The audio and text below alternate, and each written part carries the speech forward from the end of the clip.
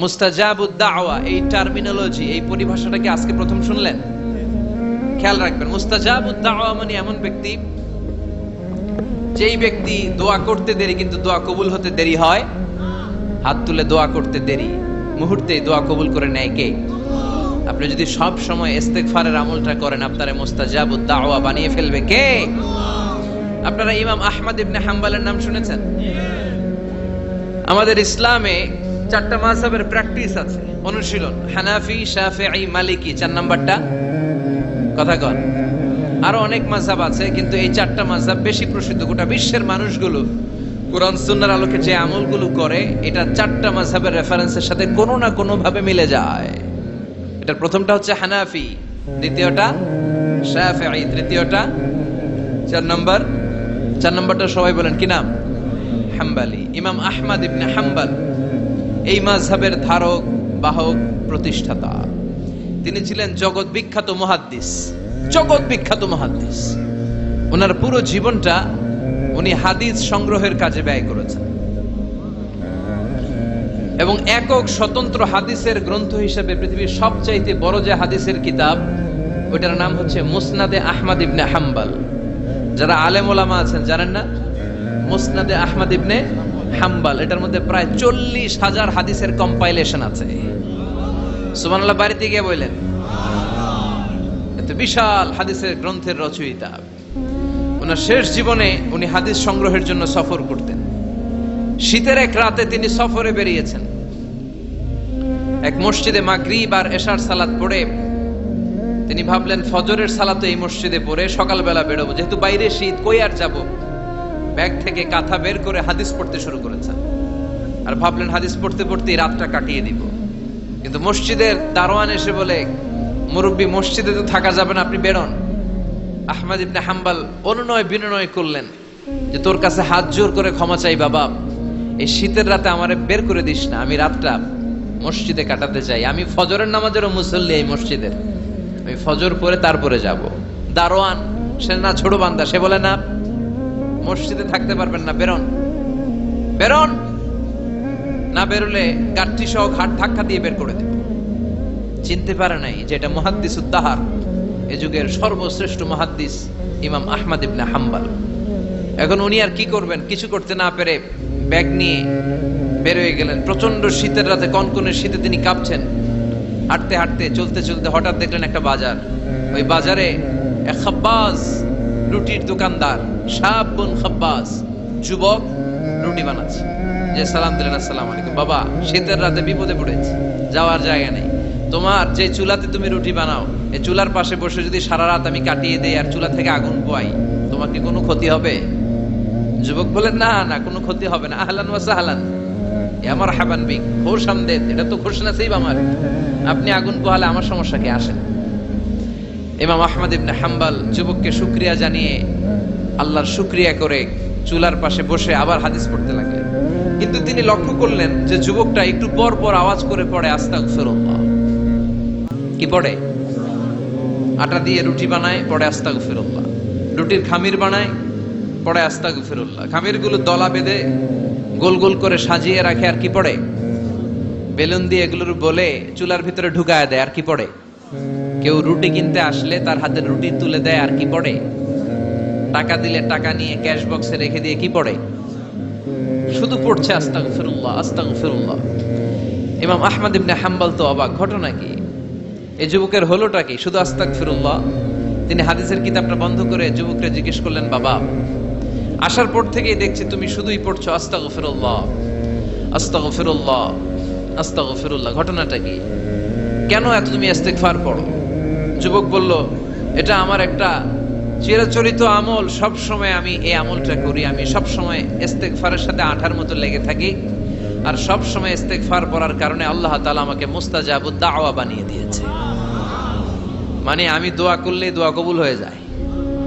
এই জীবনে আমি যত দোয়া হাত তুলে করেছি, মুহূর্তের মধ্যে আমার দোয়াগুলো কবুল করে নিয়েছে কে? শুনে তো ইমাম আহমদ ইবনে হাম্বল অবাক, বলে কি, আনতা মুস্তাজাবুদ দাওয়া? তুমি মুস্তাজাবুদ দাওয়া, তুমি দোয়া করলেই কবুল? না, আনা মুস্তাজাবুদ দাওয়া, হ্যাঁ, আমি দোয়া করলেই কবুল হয়ে যায়। তুমি জীবনে যা দোয়া করেছো সব পেয়েছো। হ্যাঁ, আমি জীবনে যা দোয়া করেছি আমি সব পেয়েছি, সব দোয়া কবুল হয়েছে আমার জীবনে, শুধু একটা দোয়া ছাড়া। ইমাম আহমদ ইবনে হাম্বলের কৌতূহল আরো বেড়ে গেল। সব দোয়া তোমার কবুল হয়েছে, একটা দোয়া কবুল হয় নাই, সেটা আবার কি? যুবক বলতে আরম্ভ করলো, আমার যে দোয়াটা কবুল হয় নাই সেটা হচ্ছে আমি আল্লাহর কাছে অনেকবার দোয়া করেছি, আল্লাহ শুনেছি এই জামানার সবচেয়ে বড় মুহাদ্দিস, তার নাম নাকি ইমাম আহমদ ইবনে হাম্বল। আল্লাহ তোমার কাছে আমার আকুতি, তোমার কাছে আমার মিনতি, আমি যেন এত বড় মুহাদ্দিসের হাতে হাত রেখে মুসাফা করতে পারি আর তার কপালে একটা চুমু দিতে পারি। আমার এই দোয়াটা আজও কবুল হয় নাই, আজও আল্লাহ তাআলা এই দোয়াটা কেন যে কবুল করেন আমি জানি না। একথা শুনে ইমাম আহমদ ইবনে হাম্বল আবেগপ্রবণ হয়ে গেলেন, আর নিজেকে ধরে রাখতে পারলেন না, চোখের পানি ছেড়ে দিলেন আর বললেন, ইয়া শাব, হে যুবক, আহমদ ইবনে হাম্বলের সাথে দেখা করার জন্য তোমার আহমদ ইবনে হাম্বলের দরবারে যাওয়ার দরকার নাই, তোমার এই দোয়াটাও আল্লাহ কবুল করে নিয়েছে। আহমদ ইবনে হাম্বল দেখা দেওয়ার জন্য তোমার দরবারে ছুটে এসেছে। আনা আহমদ ইবনে হাম্বল মুহাদ্দিসুদ দাহর, আমি হচ্ছে আহমদ ইবনে হাম্বল।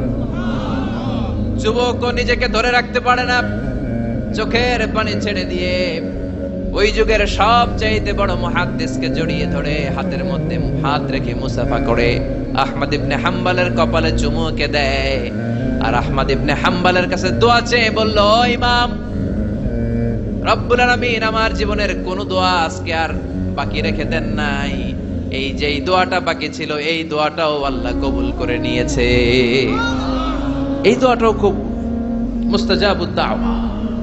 আপনি সব সময় যদি ইস্তিগফারের সাথে আঠার মতো লেগে থাকতে পারেন, আপনি দোয়া করা মাত্র দোয়া কবুল করে নেবে কে? এজন্য সব সময় অবসরে বসে আছেন, বাস স্টেশনে বসে আছেন, সিএনজিতে চড়ে এক জায়গা থেকে আরেক জায়গায় যাচ্ছেন, বিছানায় শুয়ে আছেন, পড়বেন আস্তাগফিরুল্লাহ। কি পড়বেন? প্রাণ খুলে মন থেকে আওয়াজ করে সবাই পড়েন আস্তাগফিরুল্লাহ। আবারও পড়েন আস্তাগফিরুল্লাহ, চিল্লায় পড়েন আস্তাগফিরুল্লাহ।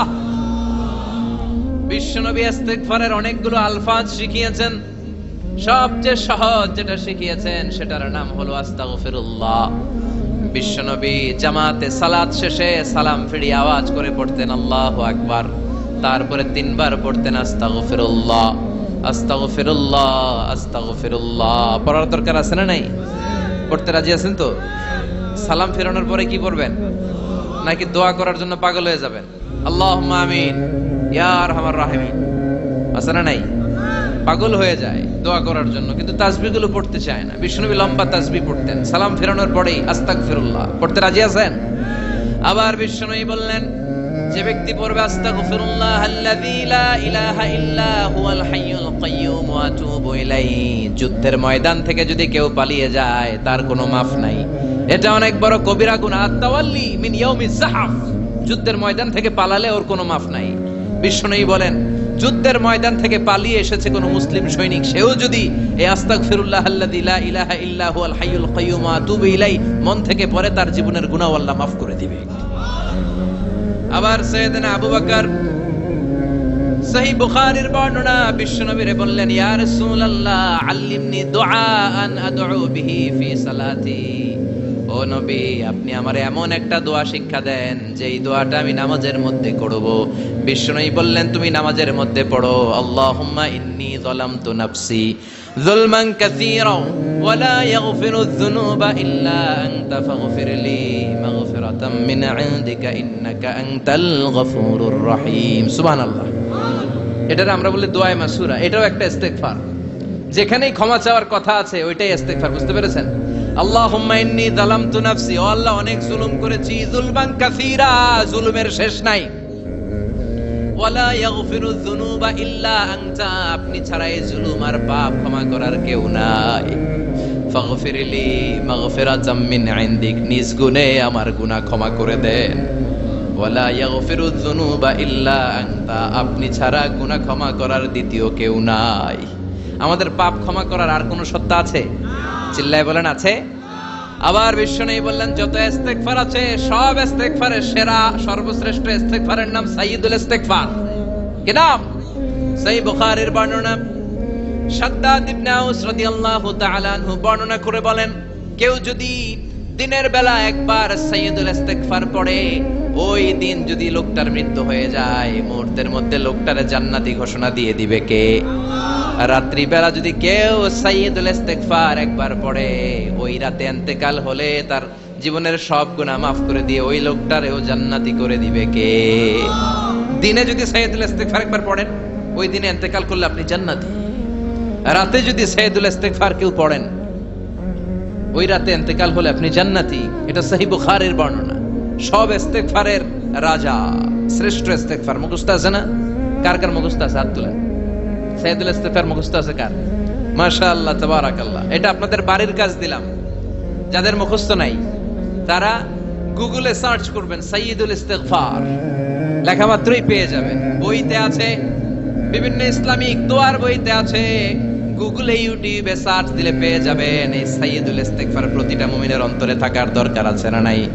আল্লাহুম্মা আনতা রাব্বি লা ইলাহা ইল্লা আনতা খালাকতানি ওয়া আনা আবদুক ওয়া আনা আলা আহদিকা ওয়া ওয়া'দিকা মাস্তাতা'তু আউযু বিকা মিন শাররি মা সানা'তু আবুউ লাকা বিনি'মাতিকা আলাইয়া ওয়া আবুউ লাকা বিযামবি ফাগফির লি ফাইন্নাহু লা ইয়াগফিরুয যুনুবা ইল্লা আনতা। সুবহানাল্লাহ পড়েন। এটার নাম সাইয়্যিদুল ইস্তিগফার। এটার নাম কি? কত হাবিজাবি দোয়া যে বানায় বানায় পড়ে তার শেষ নাই। বিশ্বনবী যে দোয়াগুলো শিখায় দিলেন, এগুলো পড়তে সালাত শেষে 1 ঘন্টা সময় লাগবে আপনার। 1 ঘন্টার আগে মুসল্লা থেকে ওঠার কোনো সুযোগ নাই। চিল্লায় বলেন ঠিক কিনা? বিশ্বনবী সালাম ফিরিয়ে আওয়াজ করে পড়তেন আল্লাহু আকবার, 3 বার পড়তেন আস্তাগফিরুল্লাহ, 33 বার সুবহানাল্লাহ, 33 বার আলহামদুলিল্লাহ, 33 বার আল্লাহু আকবার। এরপরে পড়তেন লা ইলাহা ইল্লাল্লাহু ওয়াহদাহু লা শারীকা লা লাহুল মুলকু ওয়া লাহুল হামদু ওয়া হুয়া আলা কুল্লি শাইইন কাদির। সুবহানাল্লাহ পড়েন। একবার আয়াতুল কুরসি পড়তেন। মান খারাব আয়াতুল কুরসি দুবুরা কুল্লি সালাতিন মাকতুবাতিন লাম ইয়ামনাহু মিন দুখুলিল জান্নাতি ইল্লাল মাউত। আয়াতুল কুরসি মুখস্থ না সবার? প্রত্যেক ফরজ সালাতের পরে কেউ যদি একবার আয়াতুল কুরসি পড়ে, তার জান্নাতে ঢোকার ক্ষেত্রে আর কোনো বাধা নাই, একটা জিনিস ছাড়া, সেটা হলো মরণ, মৃত্যু। লোকটা মরে না তাই জান্নাতে যায় না, মরলেই জান্নাতি। আয়াতুল কুরসি পড়বেন তো? সালাত শেষে বিশ্বনবী বলতেন আল্লাহুম্মা ইন্না নাসআলুকাল হুদা ওয়াত তুকা ওয়াল আফাফা ওয়াল গিনা আল্লাহুম্মা আ'inna আলা যিকরিকা ওয়া শুকরিকা ওয়া হুসনি ইবাদাতিক اللهم لا مانع لما أعطيت ولا معطي لما منعت ولا ينفع ذا الجد منك الجد اللهم حبب إلينا الإيمان وزينه في قلوبنا وكره إلينا الكفر والفسوق والعصيان وجعلنا من الراشدين سبحان الله পড়ে। অভাব নাই, সহি দোয়ার অভাব নাই। এগুলো থুইয়া বানায় বানায় আন্দাজে মান্দাজে দোয়া কালাম পড়ে। এজন্য মাসনুন যে দোয়াগুলো আছে এগুলো পড়বেন তো। সাইয়্যিদুল ইস্তিগফার মুখস্থ করবেন। কথা দিছেন তো? কথা দিছেন? কারা কারা মুখস্থ করবেন হাত তুলে আমার আল্লাহর দেখান। রাজি আছো মুসলমান? আল্লাহ সবাইকে কবুল করুন। আমরা পড়ি আমিন। আবার আল্লাহ বললেন ওয়াল মুস্তাগফিরিনা বিল আসহার, ওয়াল মুস্তাগফিরিনা বিল আসহার। আমার প্রিয় বান্দারা শেষ রাতে চোখের পানি ছেড়ে তাহাজ্জুদের নামাজে যায়, নামাজ ভিজায়, আর শেষ রাতে ইস্তিগফার পড়ে, ঠিক কিনা? তাহাজ্জুদের যায় নামাজে মরণ দিও প্রভু আমায়, একামতে দিনের কাজে কবুল করে নিও আমায়। তাহাজ্জুদের যায় নামাজে মরণ দিও প্রভু আমায়, একামতে দিনের কাজে কবুল করে নিও আমায়। সুবহানাল্লাহ পড়ে। যেই নবীর কোনো পাপ নাই, যেই নবীর কোনো অন্যায় হয় নাই, গুনাহ হয় না, ওই নবীকেও আল্লাহ ইস্তিগফার করার অর্ডার করেছেন। রব্বুল আলামিন বলেন ফাসাব্বিহ বিহামদি রাব্বিকা ওয়াস্তাগফিরহু ইন্নাহু কানা তাওয়াবা। ফাসাব্বিহ, নবী তাসবিহ পড়েন, বিহামদি রাব্বিকা, রবের নামে, রবের প্রশংসার তাসবিহ পড়েন, ওয়াস্তাগফিরহু, তার কাছে ক্ষমা চান, ইস্তিগফার পড়েন। ওয়াস্তাগফিরহু, ফাসাব্বিহ বিহামদি রাব্বিকা ওয়াস্তাগফিরহু, নবী আপনি ইস্তিগফার পড়েন। যে নবীর কোনো গুনাহ নাই, ওই নবীকে যদি আল্লাহ ইস্তেগফার পড়ার অর্ডার করতে পারেন, আমাদের ইস্তেগফার পড়ার দরকার আছে না নাই? প্রতিদিন কম করে 100 বার ইস্তেগফার পড়বো। কয়বার? চিল্লায় বলেন কয়বার? আওয়াজ করে সবাই আবার পড়েন আস্তাগফিরুল্লাহ, আর জোরে পড়েন আস্তাগফিরুল্লাহ। এজন্য পাপ হোক, অন্যায় হোক, শয়তানের ওয়াসওয়াসায় পড়ে নামাজ ছেড়ে দিয়েছি, মিথ্যা কথা বলেছি, আব্বা আম্মার সাথে বেয়াদবি করেছি, জুলুম করেছি, মুহূর্তেই চোখের পানি ছেড়ে 2 রাকাত নামাজ পড়ে তওবা করে ইস্তেগফার পড়ে ক্ষমা চাইবো কার কাছে? চিল্লায় বলেন কার কাছে? এগুলো হচ্ছে মুমিনের হাতিয়ার। এই তাওবা, এই ইস্তেগফার, this is the weapon of believers. এগুলো বিশ্বাসীদের হাতিয়ার। তলোয়ার, ড্রোন হামলা, মিসাইল, AK-47 এগুলো আমাদের হাতিয়ার নয়। আমাদের আসল হাতিয়ার হচ্ছে তওবা, আমাদের আসল হাতিয়ার হচ্ছে ইস্তেগফার, আমাদের আসল ওয়েপন হচ্ছে জিকির। চিল্লায় বলেন ঠিক কিনা? আর জিকিরটা হতে হবে একজনের নামে। চিল্লায় বলেন তিনি কে? ওয়াজকুর রাব্বাকা ফি নাফসিকা তাদাররুআ ওয়া খীফা ওয়া দুনাল জাহরি বিল কওলি বিল গুদুমি ওয়াল আসাল ওয়া লা তাকুম মিনাল গাফিলিন। আল্লাহ বললেন ওয়াজকুর রাব্বাকা ফি নাফসিকা তাদাররুআ ওয়া খীফা, আল্লাহর জিকির করো, আল্লাহর নাম জপো মনে মনে, বিনয়ের সাথে, গোপন ভাবে, চিৎকার চেঁচামেচি করো না। কিন্তু আমাদের জিকিরের ভেতরে চিৎকার চেঁচামেচি আছে না নাই? আমরা মাহফিলের মধ্যে মাঝে মাঝে লা ইলাহা ইল্লাল্লাহর জিকির করাই না আওয়াজ করে। এটা হচ্ছে তালিমান, তালিমের জন্য জায়েজ আছে। কিন্তু শ্রেষ্ঠ জিকির হচ্ছে একা একা জিকির করা। আল্লাহ বললেন তাদাররুআ ওয়া খীফা, কোরআনের আয়াত, তাদাররুআ ওয়া খীফা, with full of humility and humbleness, বিনয়ের সাথে জিকির করো। খীফা, গোপনে গোপনে। দুনাল জাহারি বিল কওল, চিৎকার না করে। কিন্তু চিৎকার করে লাফিয়ে লাফিয়ে জিকির করে দেশে আছে না নাই? কথা বলেন। ইন্নাল্লাহা জামিল ওয়া ইউহিব্বুল জামাল, আল্লাহ নিজে সুন্দর, আর সব সুন্দরকে আল্লাহ পছন্দ করেন। দেখবেন এদেশে কিছু জিকির আছে ওইটার মধ্যে আল্লাহর নাম বোঝা যায় না, আছে না নাই?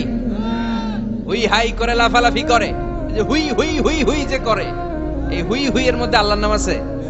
কথা কন। যেই শব্দে আল্লাহর নাম নাই ওটা দিয়ে জিকির করা যাবে? কত ধরনের ভয়ঙ্কর জিকির। আবার জিকিরও করে বাঁশের উপরও লাফায়। যিনি জিকির পরিচালনা করে তার কাঁধের উপর যে চেপে বসে আছে না নাই? এটা কি জিকিরের সৌন্দর্য? কথা বলেন। আমরা জিকির করব ওই পন্থায় যে পন্থায় বিশ্বনবী করেছেন, সাহাবারা করেছেন। বিশ্বনবী জিকির করতেছেন, সাহাবারা জিকির করতে করতে বিশ্বনবীর কান্দে উঠছে, আছে না হাদিসে? সাহাবারা জিকির করতে করতে খেজুর গাছের চূড়ায় উঠেছে। কথা বলেন। জিকিরের মধ্যে সৌন্দর্য আছে না নাই? এজন্য জিকিরের সৌন্দর্যগুলো অবলম্বন করে যেন আমরা আল্লাহরে ডাকতে পারি। চিল্লায় বলেন ঠিক কিনা? এজন্য রাব্বুল আলামিন বলেন ফাযকুরুনি আযকুরকুম ওয়াশকুরুলি ওয়ালা তাকফুরুন, বেশি বেশি আমার জিকির করো, তাইলে আমিও তোমাদের জিকির করব। আমরা আল্লাহরে ডাকলে আল্লাহ নাকি আম করে ডাকে? ভাল লাগে? আল্লাহ বললেন ফাইন যাকারানি ফি নাফসি যাকারতুহু ফি নাফসি, আমার বান্দা যদি একা একা আমার জিকির করে, আমি আমার বান্দার একা একা জিকির করি। আমার বান্দা যদি মহা সম্মেলনে, মহা সমাবেশে সবাইরে নিয়ে আমারে ডাকে, আমি এর চাইতো শ্রেষ্ঠ একটা মহা সম্মেলন ফেরেশতাদেরকে নিয়ে করে আমার বান্দার জিকির করি। ওয়া ইন তাকাররাবা ইলাইয়া শিবরান তাকাররাবতু ইলাইহি যিরাআন, আমার কোন বান্দা আমার দিকে যদি 1 বিঘত এগিয়ে আসতে চায়, আমি আমার বান্দার দিকে 1 হাত এগিয়ে যেতে চাই। আমার বান্দা যদি আমার দিকে 1 হাত এগিয়ে আসে, আমি আমার বান্দার দিকে 2 হাত এগিয়ে যাই। ওয়া ইন আজানি ইয়ামশি আতাইতুহু হারওয়ালা, আমার বান্দা যদি আমার দিকে হেঁটে হেঁটে আসতে চায়, আমি আমার বান্দার কাছে দৌড়ে দৌড়ে যাই। কি আল্লাহ আমরা পাইছি, ডাক দেওয়া মাত্রই, ডাকা মাত্রই তিনি সাড়া দেয়। চিল্লায় বলেন ঠিক কিনা? এজন্য সব সময় আল্লাহর জিকির দিয়ে হৃদয়টারে সিক্ত রাখার দরকার আছে না নাই? বিষ্ণু বললেন লা ইয়াজালু লিসানুকা রাতবান মিন যিকরিল্লাহ, সব সময় আল্লাহর জিকির দিয়ে জিহ্বাটারে ভিজায় রাখো। জিকির করেন লা ইলাহা ইল্লাল্লাহ, লা ইলাহা, লা ইলাহা ইল্লাল্লাহু মুহাম্মাদুর রাসূলুল্লাহ সাল্লাল্লাহু।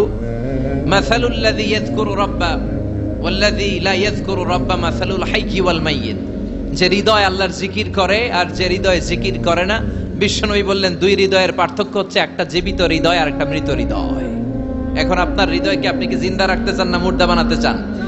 আবার আল্লাহ বললেন আলা বিযিকরিল্লাহি তাতমাইন্নুল কুলুব। দুনিয়ার কোন জিনিস দিয়ে কলবের পরিচ্ছন্নতা হয় না, দুনিয়ার কোন জিনিস দিয়ে কলব পরিচ্ছন্ন হয় না, কলবের খাদ্য হয় না।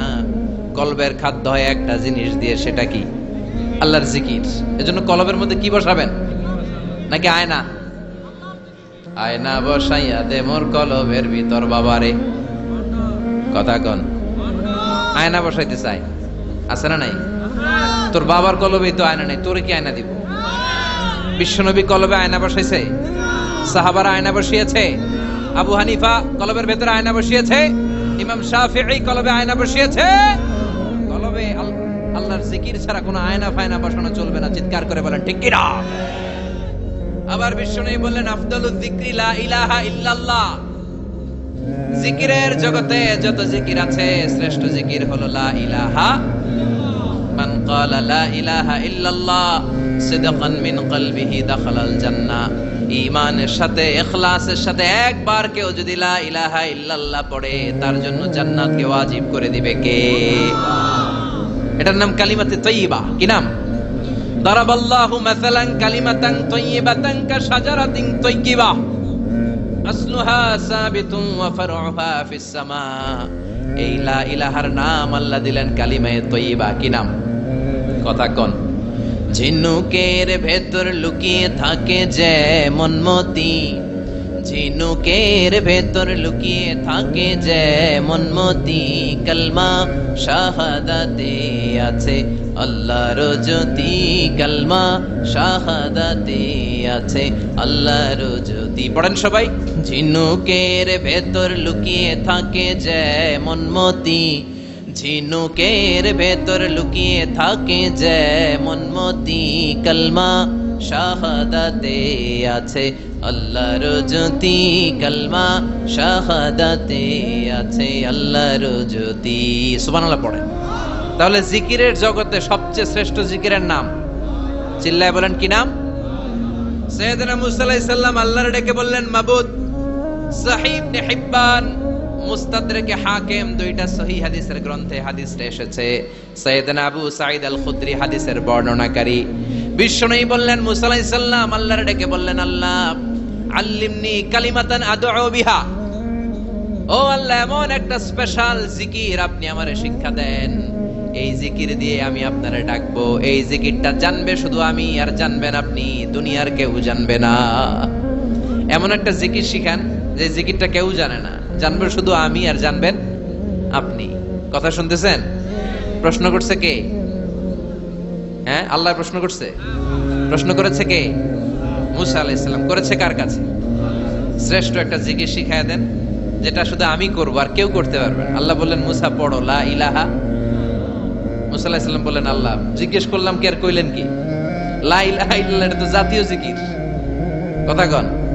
এটা তো ইন্টারন্যাশনাল জিকির, এটা তো সবাই পারে। আমি তো চাইছি এমন একটা এক্সক্লুসিভ যেটা আপনি আর আমি ছাড়া কেউ জানে না, শুধু জানবেন আপনি আর আমি। আল্লাহ বলেন মুসা এর চাইতে শ্রেষ্ঠ জিকির আমার কাছে নাই। ও মুসা লাউ তাদাউ আস-সাব'আস সামাওয়াতি ওয়াল আরদ ফি কাফা, সাত আকাশ সাত জমিন যদি এক পাল্লায় রেখে দাও, ওয়ালা ইলাহা ইল্লাল্লাহ ফি কাফাতিন উখরা, লা ইলাহা ইল্লাল্লাহ যদি আরেক পাল্লায় রেখে দাও, লা রাজাহাত কাফাতু লা ইলাহা ইল্লাল্লাহ, মুহূর্তের মধ্যে লা ইলাহার পাল্লা ভারী হয়ে যাবে রে মুসা।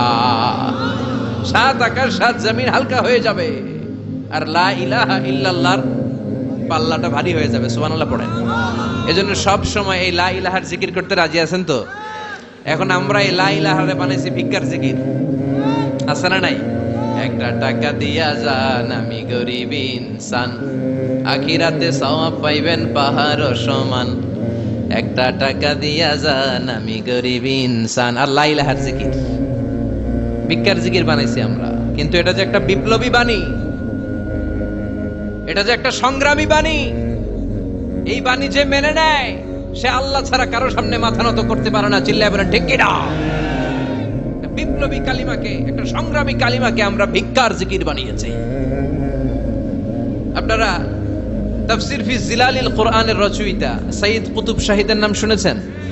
মিশরে কায়রোতে তাকে ফাঁসির কাস্টে ঝুলানো হয়েছে। উনি ইসলামী আন্দোলনের দাওয়াত যখন শুরু করলেন, ইসলামের সঠিক ব্যাখ্যা যখন দিতে আরম্ভ করলেন, সামাজিক জাহালাতকে দুমড়ে মুচড়ে পদদলিত করে তিনি কোরআনের বাণী যখন মিশরের যুবক শ্রেণীদের হৃদয়ে গেড়ে দিতে চাইলেন, প্রথিত করতে চাইলেন, এই অ্যাক্টিভিটিজের অংশ হিসেবে তিনি কোরআনের তাফসীর লেখার কাজে হাত দিলেন আর লিখে ফেললেন জগৎ বিখ্যাত তাফসীর, তাফসীর ফি জিলালিল কোরআন, যেই তাফসীর পড়ে পড়ে অনেক ছেলে পথের দিশা পেয়েছে। ঠিক কি না? এই তাফসীর লেখার কারণে মিশরের মধ্যে নতুন আন্দোলন তৈরি হয়ে যায়। সবার মুখে এক কথা, সৃষ্টি যার, আইন চলবে আল্লাহর আইন ছাড়া অন্য কোন আইন দিয়ে মিশরের বুকে কোনো বিচার আমরা হতে দেব না। মিশরের তাগড়া যুবকগুলো কায়রোর রাস্তায় নেমে এলো, ঘোষণা দিল সৃষ্টি যার, আইন চলবে তার।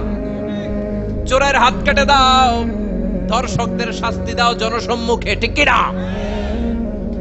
দুর্নীতিবাজদেরকে আইনের আওতায় আনো।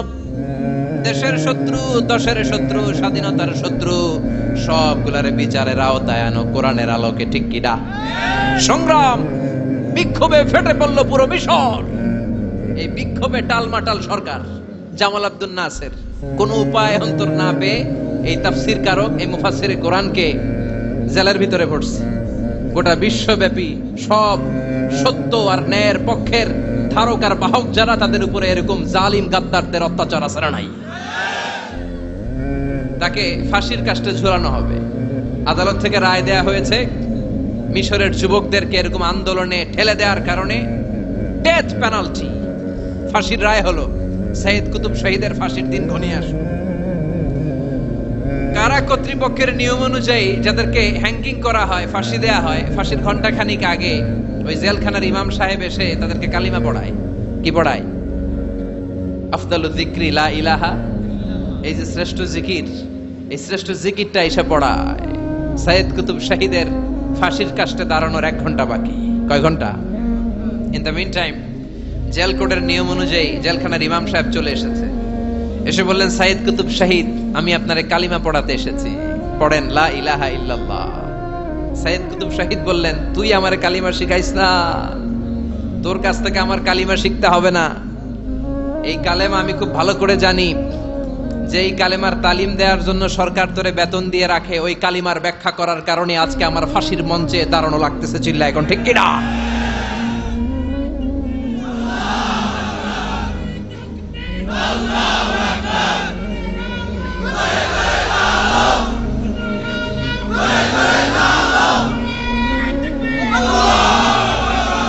একই কালেমার তালিম তুমি দাও, তোমার টাকার বান্ডিল দেয়, আর ওই কালেমার এক্সপ্লেনেশন ব্যাখ্যা আমি সমাজে দিয়েছি, তাই আমারে ফাঁসি দেয়। তার মানে তোর কালেমা আমার কালেমা দুইটা আলাদা কালেমা, তোর কালেমা আমার কালেমা এক কালেমা না। চিল্লা এখন, ঠিক কিনা? তার মানে কালেমায় আর কালেমায় পার্থক্য আছে না নাই? ইমানে ইমানে পার্থক্য আছে না নাই? আলহামদুলিল্লাহ। আরেকটা হচ্ছে লা ইলাহা ইল্লাল্লাহ, আরেকটা হচ্ছে আল্লাহু আকবার। এই চারটার যে শ্রেষ্ঠ জিকির আর নাই। কথা বলেন, এটার এই চারটার ভিতরে ইল্লাল্লাহ আছে? কথা বলেন। এজন্য জিকিরকে আমরা খণ্ডিত করব না। ঠিক যেমন যেমন সহিহ সুন্নাহ এসেছে তেমন তেমন জিকির করলে আপনার কলিজাটারে ঠান্ডা করে দিবে কে?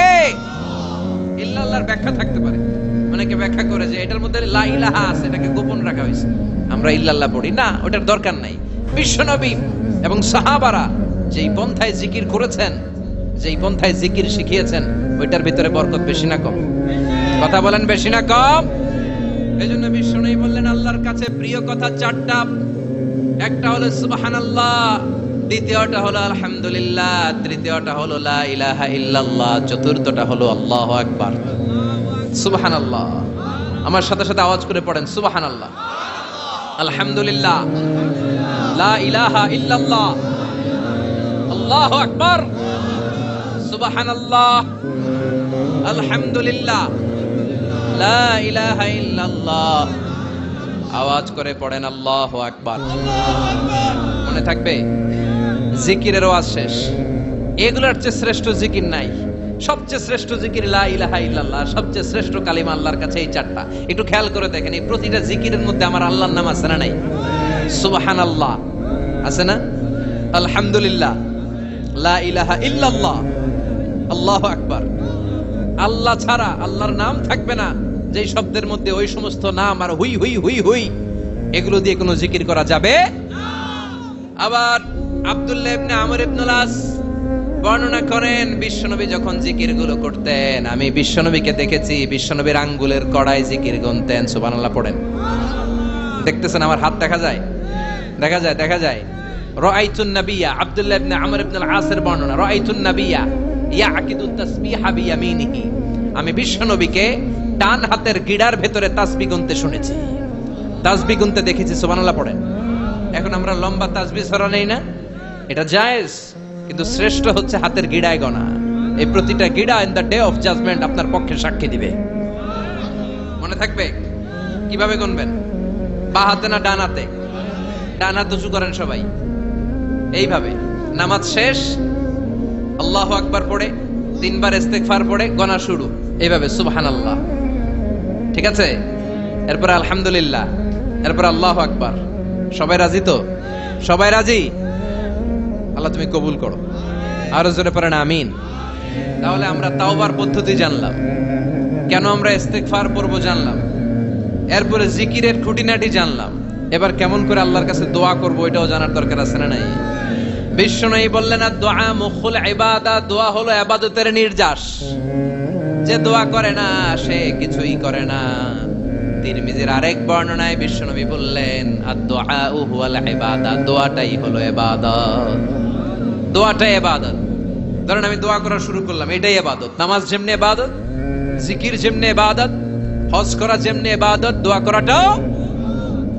এজন্য প্রতি নামাজের শুরুতে দোয়া আছে না নাই? সূরাতুল ফাতিহার আরেক নাম সূরাতুদ দোয়া, দোয়ার সূরা।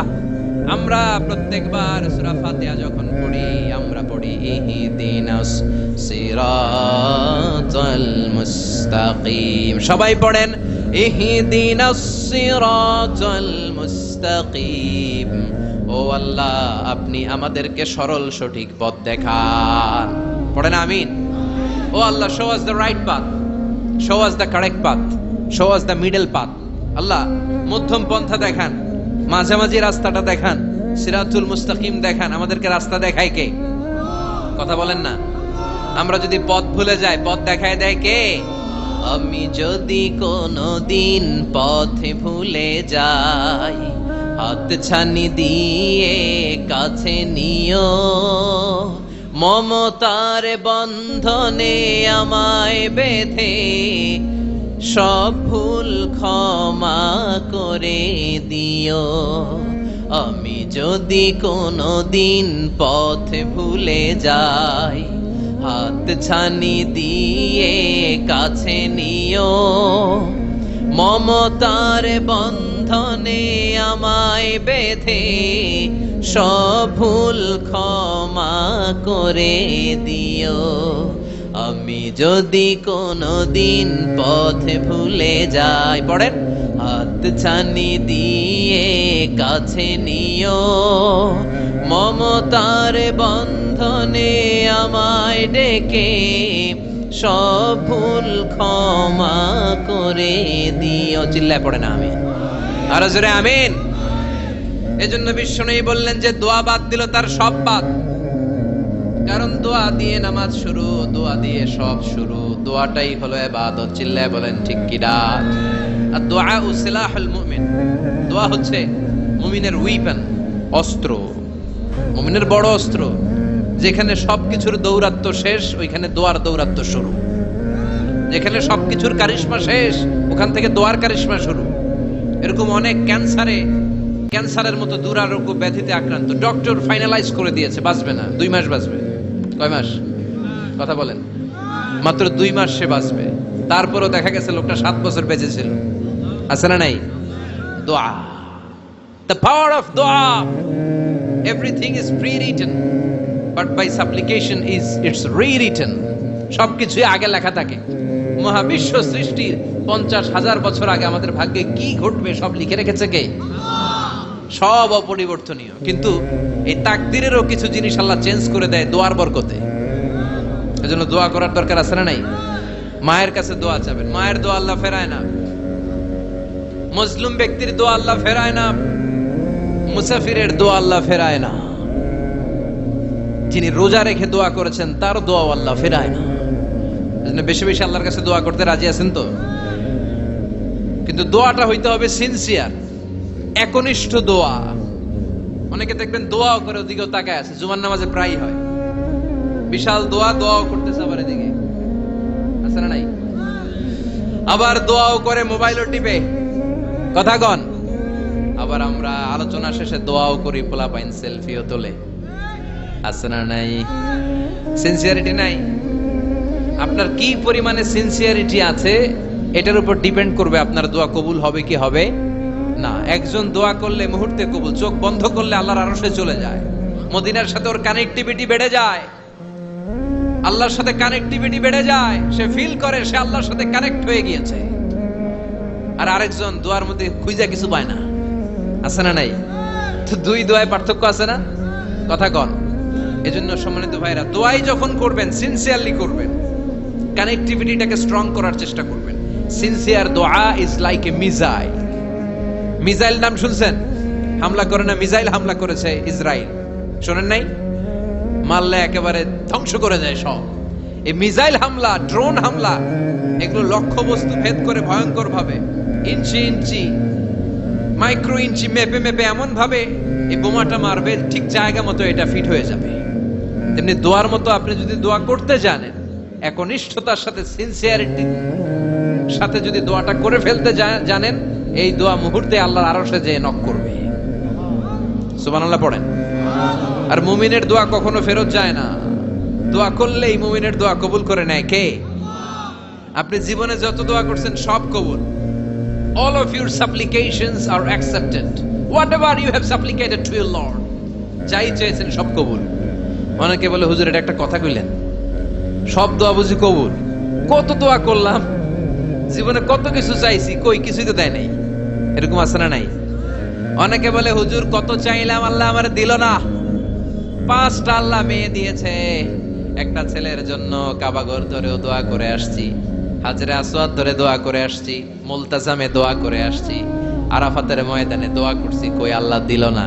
আর আপনি ওয়াজে কোন যত দোয়া করছেন সব কবুল করে নিছে কে? কন্ট্রাডিক্ট হয়ে গেল না? আমি বললাম সব দোয়া কবুল, আর আপনারা কইতেছেন কই কত কিছু তো পাই নাই। আল্লাহর দোয়া কবুল করার 3টা পদ্ধতি আছে। কয়টা?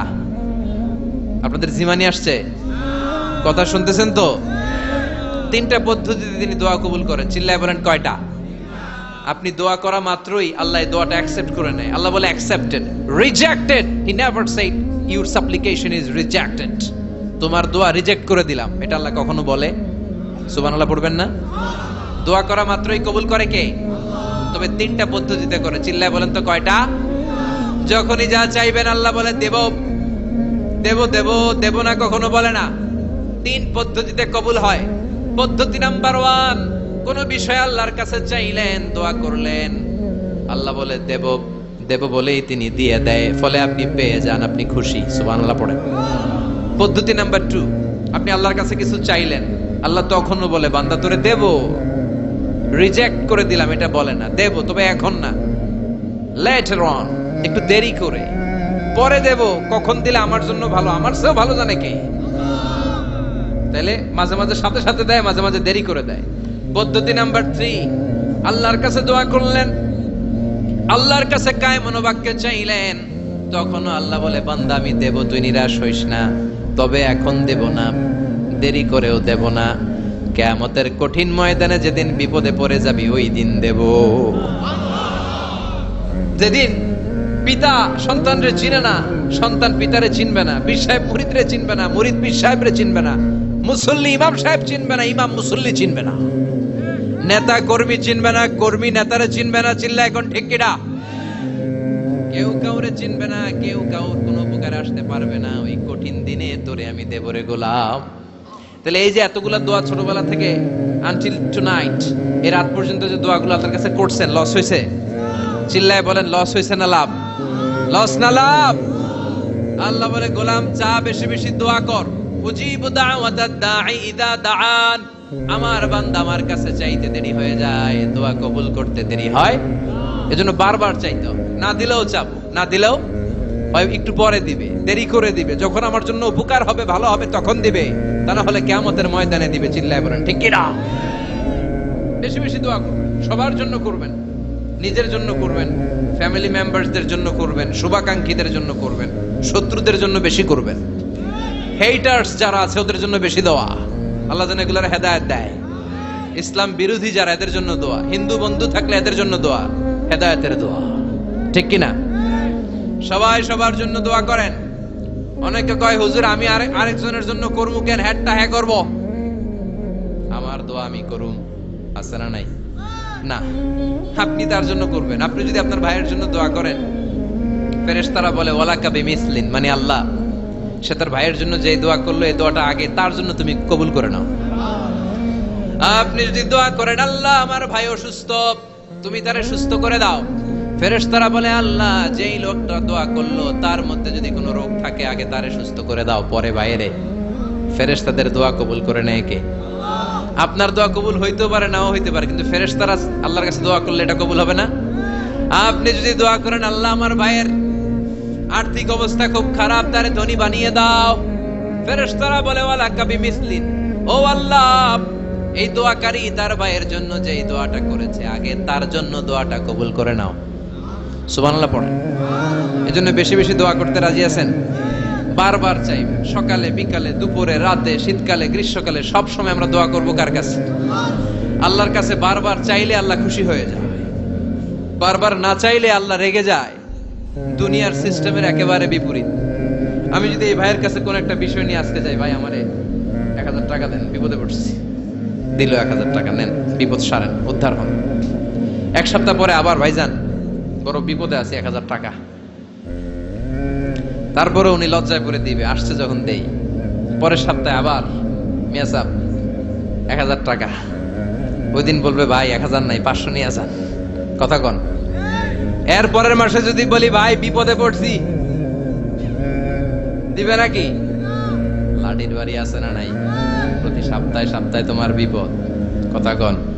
তার মানে এই দুনিয়ার সিস্টেম হচ্ছে একটা বিষয় নিয়ে বারবার কারো কাছে যাওয়া যায় না, চাওয়া যায় না, শরম লাগে, কথা কন।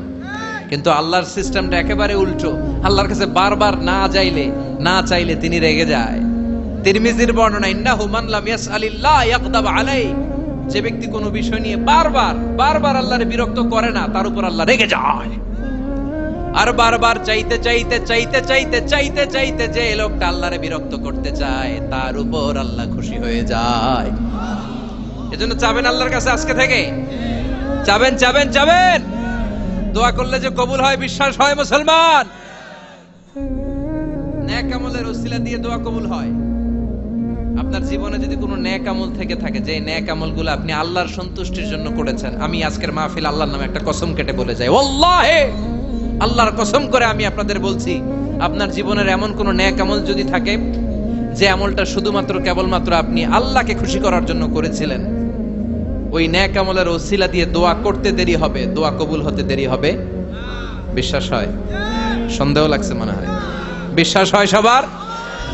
নেক আমলের ওসিলা, ওই নেক আমলটা শুধুই হয়েছে কার জন্য? চোখের পানি ছাড়ছিলেন এক রাতে আল্লাহর ভয়ে, কাউরে দেখানোর জন্য না, ওই নেক আমল।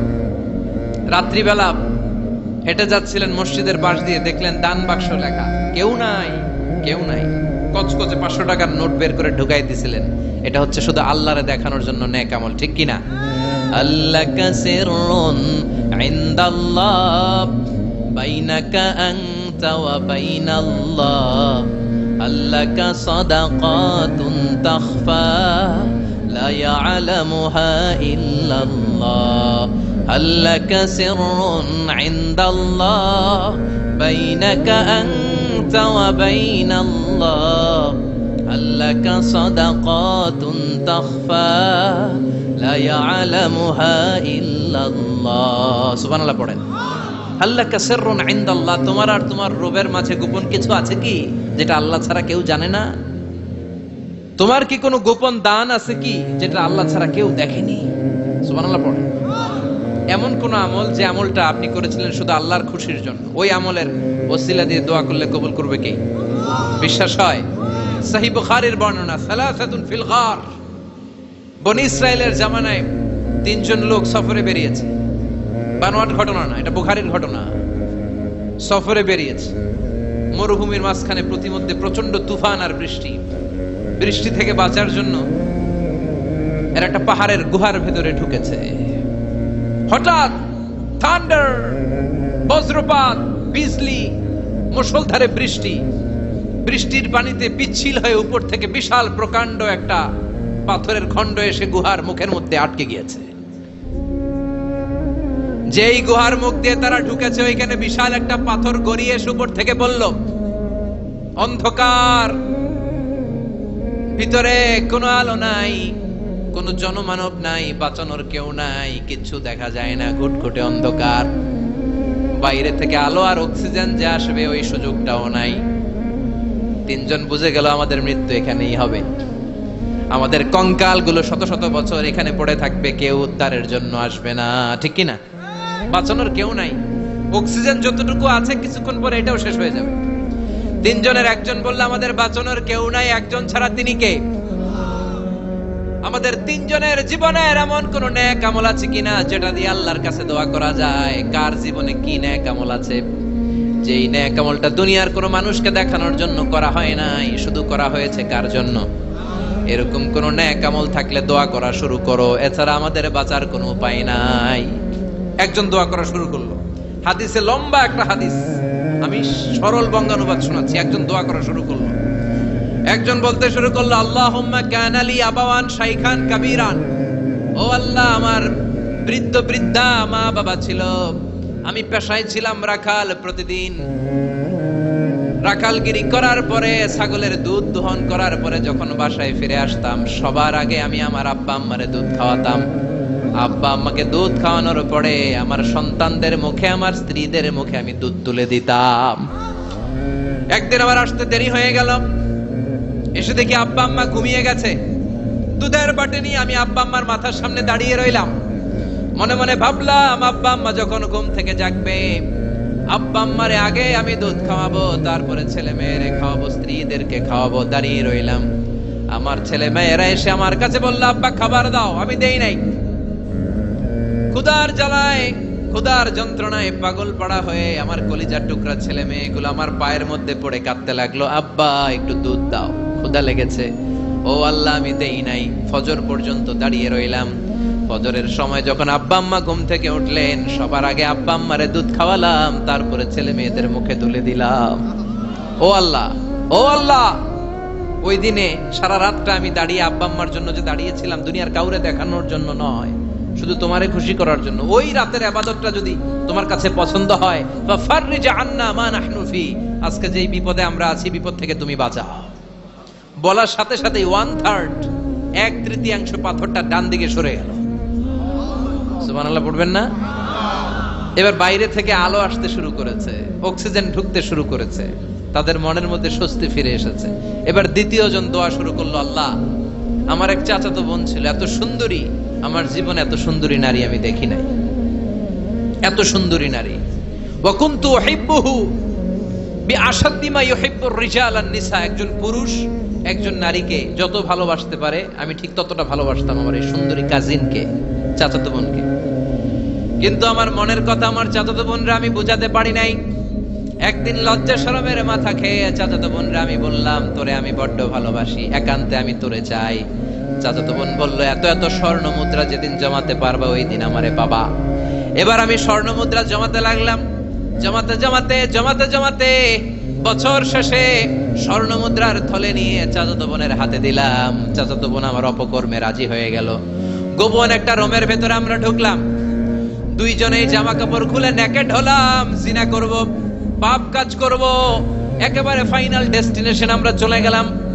পাপ কাজ যখন আমরা শুরু করব, ইন দা মিন টাইম আমার চাচাতো বোন আমার ডেকে বলে, ও আমার চাচাতো ভাই, ইত্তাকিল্লাহ, ইত্তাকিল্লাহ, আল্লাহরে ভয় কর, আমার সতীত্ব নষ্ট করে দিস না। আল্লাহ ওই মুহূর্ত থেকে ফিরে আসা কোনো পুরুষের পক্ষে সম্ভব ছিল না। ইত্তাকিল্লাহ, এই বাক্যটা শুনে, তোমার আওয়াজ শুনে আমার কলিজার মধ্যে কাঁপুনি ছুটে গিয়েছে।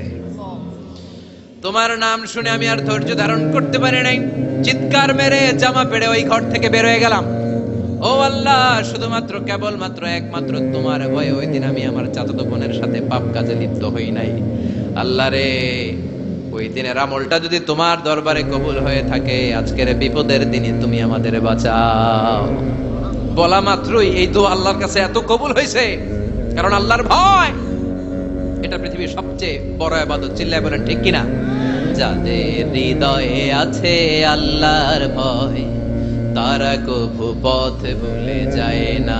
আল্লাহর প্রেম ছাড়া এই দুনিয়ায় কারো কাছে কোনো কিছু চায় না। ঠিক কিনা?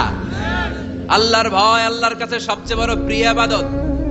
আল্লাহর কাছে দোয়াটা এত পছন্দনীয় হয়েছে, মুহূর্তের মধ্যে 2/3 পাথরটা গুহার মুখ থেকে ডান দিকে সরে যায়। 2/3 পাথর এখন সরে গিয়েছে। এবার তারা বেরোতে চেষ্টা করলো, দেখা যায় হাত বেরোয়, কারো পা বেরোয়, মাথা বেরোয়, কিন্তু পুরো বডিটা নিয়ে বেরোয়া যায় না। বাকি আছে কয়জন? কথা কন। এবার 3 নাম্বার লোক দোয়া করতে শুরু করেছে, আল্লাহ ইন্নী ইস্তাজারতু উজারা ফাদাফা'তু সামানাহুম। আল্লাহ, আমি অনেকগুলো শ্রমিক ভাড়া করেছিলাম, তাদেরকে দিয়ে কাজ করিয়ে তাদের ঘাম শুকিয়ে যাওয়ার আগে প্রত্যেকটা শ্রমিকের পারিশ্রমিক আমি দিয়ে দিয়েছি। সবগুলো শ্রমিক আমার কাছ থেকে পারিশ্রমিক বুঝে নিয়েছে, একজন ছাড়া।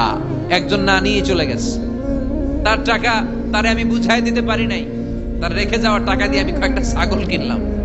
ওই ছাগল পালতে পালতে বাচ্চা দিল, আরো বাচ্চা দিল, দিতে দিতে বিশাল ছাগলের ডেইরি ফার্ম বানালাম।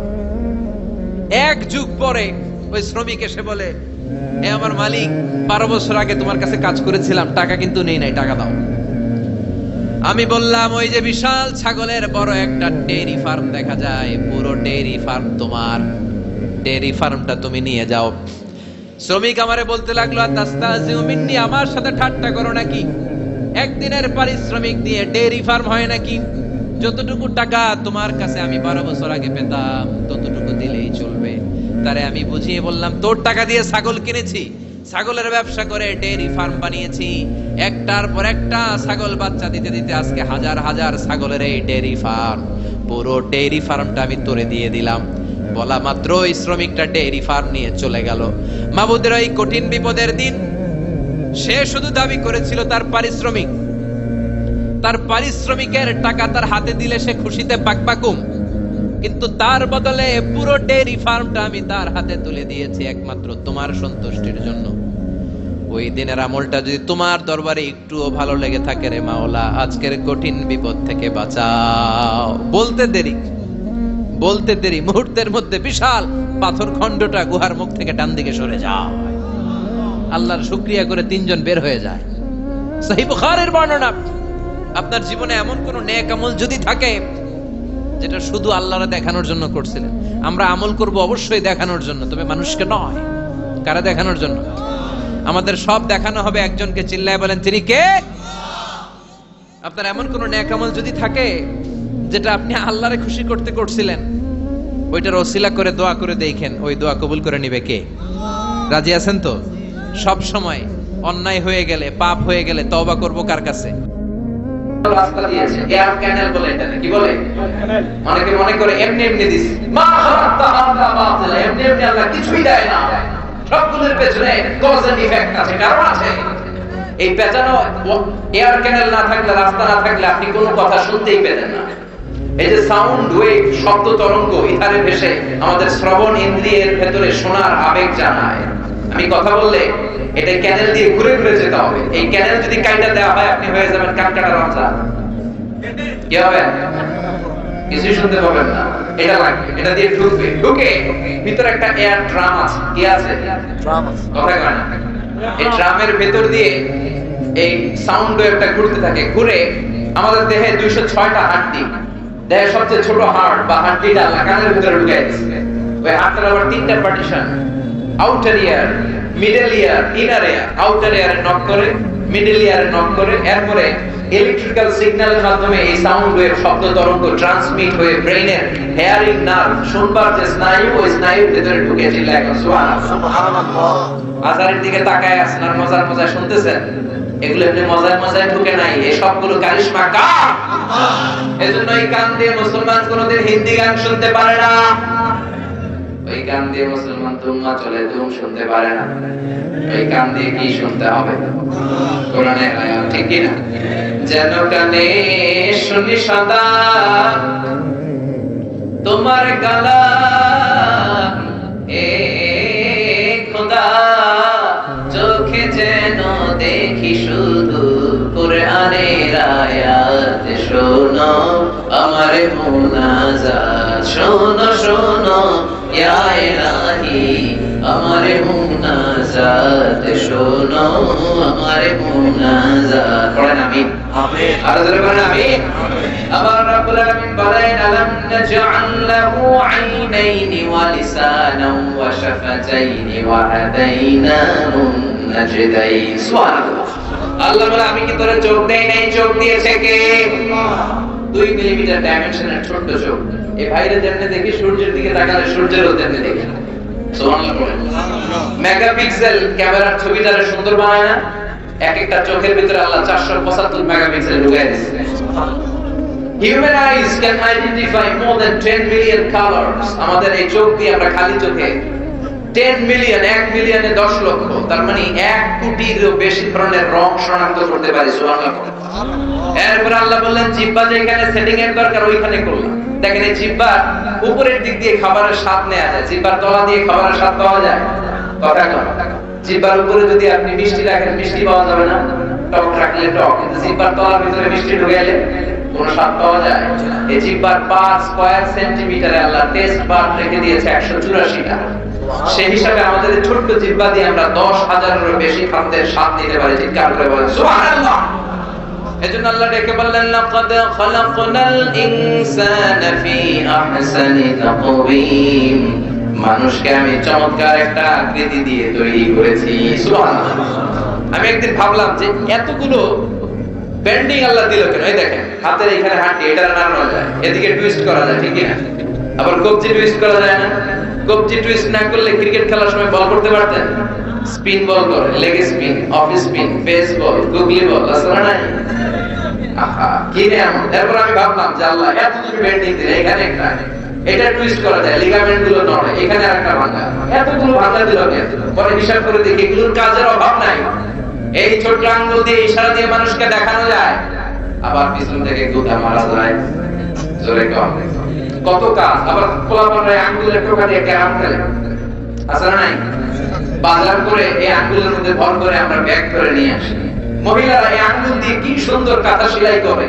সার্জারির মতো, অপারেশনের মতো সূক্ষ্ম থেকে সূক্ষ্ম কাজগুলো ফিজিশিয়ান যারা, ডাক্তাররা, তারা এই আঙ্গুলের খোঁজায় করে থাকে। সুবহানাল্লাহ।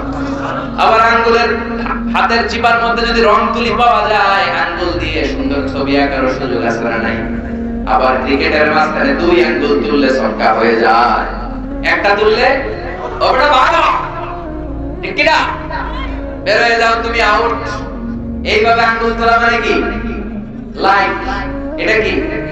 ডিসলাইক। এটা কি? ভিক্টরি, বিজয়। দেখবেন জেলখানা নিয়ে যেতে জেল করে এটা দেখেন, আসলে নাই? মুমিনদেরকে বিজয় দান করে কে? এই যে স্বাধীনতা যুদ্ধে বিজয় লাভ করেছে, বিজয় দিয়েছে কে? সাগরে রক্তের বিনিময়ে বাংলার স্বাধীনতা দিলেন যিনি, আল্লাহ তোমাকে ভুলবো না, আল্লাহ তোমাকে ভুলবো না। এক সাগরে রক্তের বিনিময়ে বাংলার স্বাধীনতা দিলেন যিনি, আল্লাহ তোমাকে ভুলবো না, আল্লাহ তোমাকে ভুলবো না। চিল্লায় বলে ঠিক না? মুমিনদেরকে বিজয় দেয় কে? কিন্তু মুমিনদেরকে ধৈর্য ধারণ করা লাগবে, মুমিনের মতো মুমিন হওয়া লাগবে, পাক্কা মুমিন হওয়া লাগবে। আযাব, গজব, অত্যাচার দেখে মুমিন কখনো হতাশ হয়ে যায় না, ঠিক কি না? ওয়ালা তাহিনু ওয়ালা তাহজানু ওয়া আনতুমুল আ'লাউনা ইন কুনতুম মুমিনিন। হতাশ হয়ো না, চিন্তিত হয়ো না, বিজয় তোমাদের হবেই। কালিমার পতাকায় বাংলার জমিনে পথ করে উড়বে। চিল্লায় বলেন ঠিক কি না? কোন এলাকায়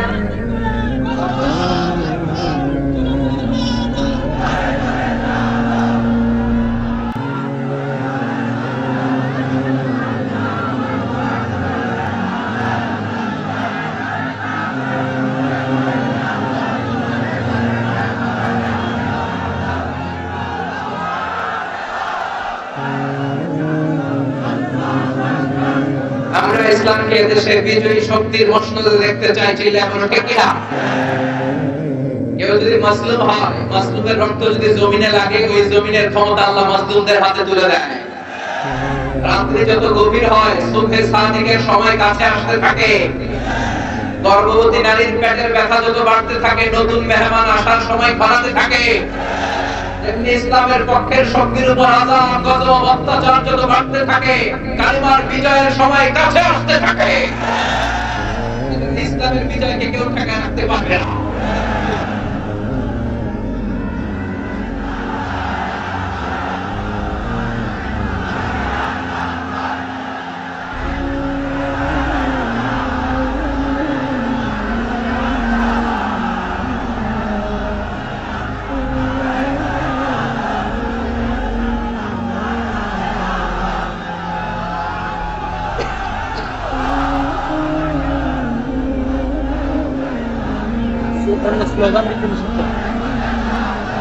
আল্লাহ এদেশে তুমি কালেমার পতাকাকে বিজয়ী বেশে আমাদেরকে দেখার তৌফিক দান করো।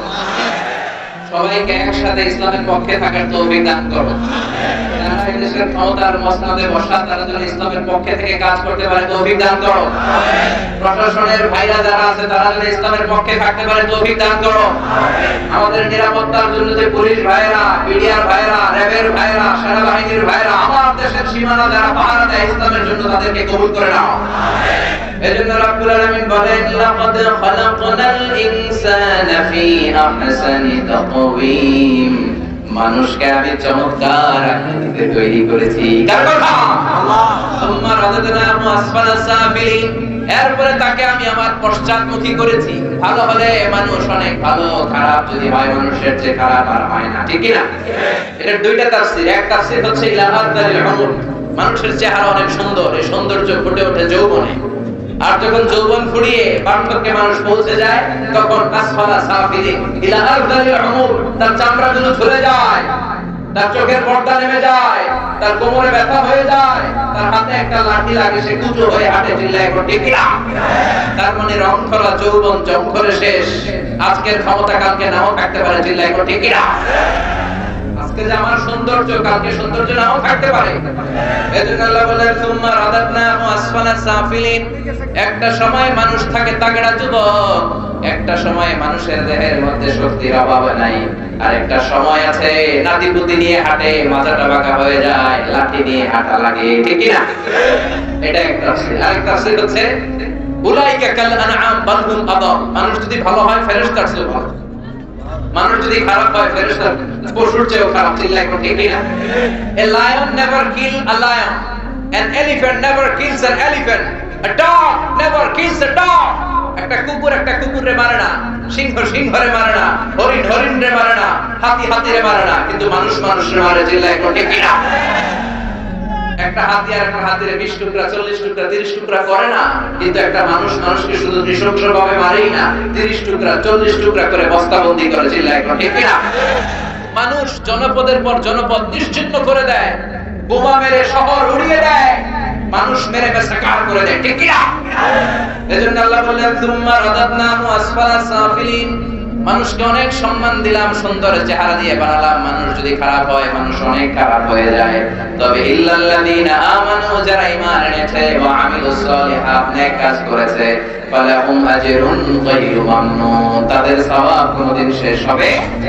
যারা ঈমান আনে, যারা সৎ কর্ম করে, তাদের স্থান জান্নাত। চিৎকার করে বলতে হবে, তাদের স্থান কি? মালিক তুমি জান্নাতে